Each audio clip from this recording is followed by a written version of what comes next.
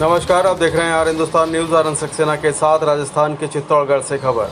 चित्तौड़गढ़ में इफ्को द्वारा retailer meet का आयोजन किया गया, यानी कि एक मीटिंग रखी गई जिसमें मुख्य अतिथि लक्ष्मण सिंह खोर, अध्यक्ष चित्तौड़गढ़ केंद्रीय सहकारी बैंक सुधीर मान, राज्य विपणन प्रबंधक इफ्को जयपुर शंभूलाल मेनारिया, अध्यक्ष बीडी सादड़ी क्रय विक्रय सहकारी समिति और बड़ी सादड़ी तथा भेरूलाल शर्मा, सहायक अधिशासी अधिकारी चित्तौड़गढ़ केंद्रीय सहकारी बैंक तथा 80 सहकारी समिति के प्रबंधक ने भाग लिया।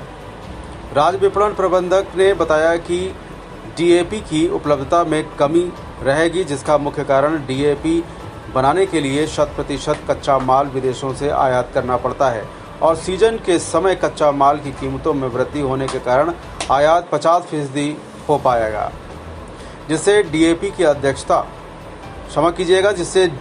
की उपलब्धता 50% कम रहेगी। दानेदार डीएपी के प्रयोग से खेत की ज़मीन कठोर हो रही है, जिससे फसल की बढ़वार अच्छी नहीं हो रही है, जो पैदावार है वो अच्छी नहीं हो रही है और उत्पादन में कमी आती है।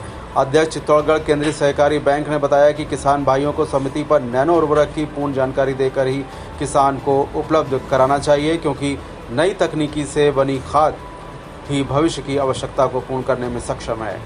देश में जनसंख्या की वृद्धि के साथ डीएपी जैसे उर्वरक की कमी देश की खाद्य व्यवस्था के लिए खतरा है, जिसका उपाय विश्व की सबसे बड़ी सहकारी संस्था इफ्को ने नैनो डीएपी, नैनो यूरिया एवं अन्य नैनो उर्वरक उपलब्ध करा करके कृषि में एक नई क्रांति का अध्याय किया है।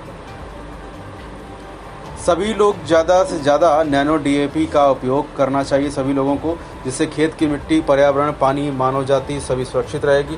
शंभूलाल मेनारिया, अध्यक्ष बीडी सादड़ी क्रय विक्रय सहकारी समिति बड़ी सादड़ी ने बताया कि नैनो उर्वरकों के उपयोग में ड्रोन द्वारा नैनो का छिड़काव किसान के स्वास्थ्य के नज़र से फसल पर पूर्ण रूप से नैनो के एवं कृषि रसायन का छिड़काव संभव है। कार्यक्रम का संचालन मुकेश कुमार आमेटा, क्षेत्र प्रबंधक इफ्को चित्तौड़गढ़ द्वारा किया गया।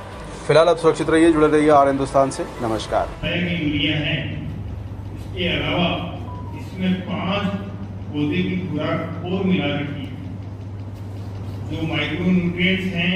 अब पहले जो 4% बनाया इफ्को ने, अब 20% बनाया और इसके अंदर 5 खुराकें जो मिलाई, उसके पीछे भी बड़ा वैज्ञानिक कारण था, इस वजह से इफ्को ने ये सब काम किया।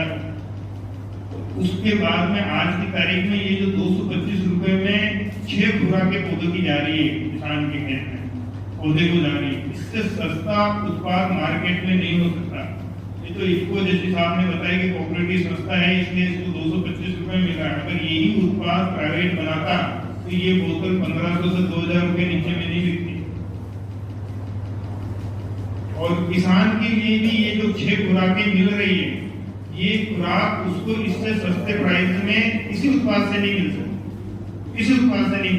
किसान की आप लागत कम करने में, उसका उत्पादन बढ़ाने में बहुत लाभदायक है।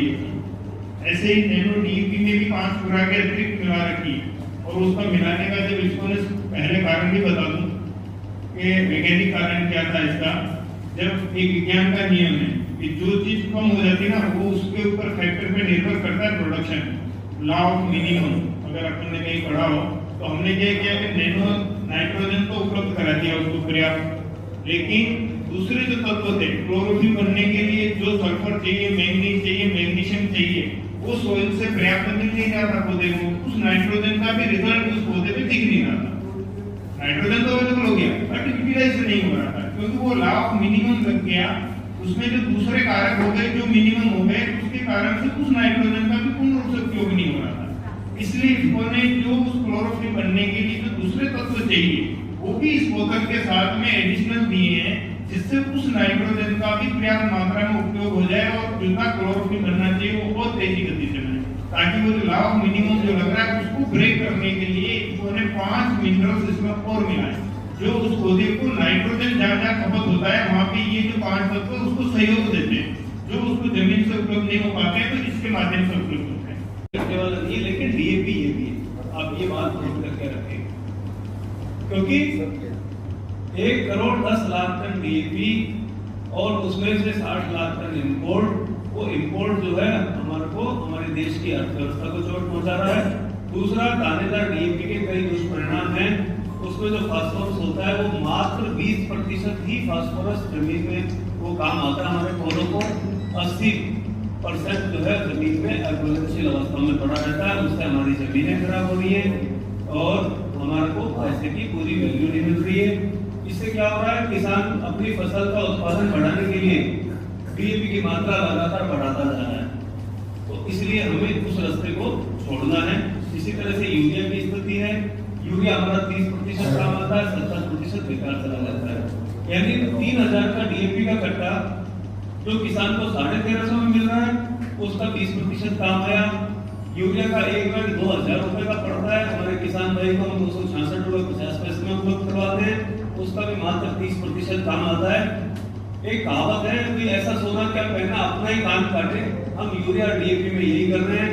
बहुत महंगा लेकर हमारे देश की अर्थव्यवस्था को चोट पहुंचा रहे हैं। हमारी जमीन खराब हो रही है, हमारा वातावरण खराब हो रहा है।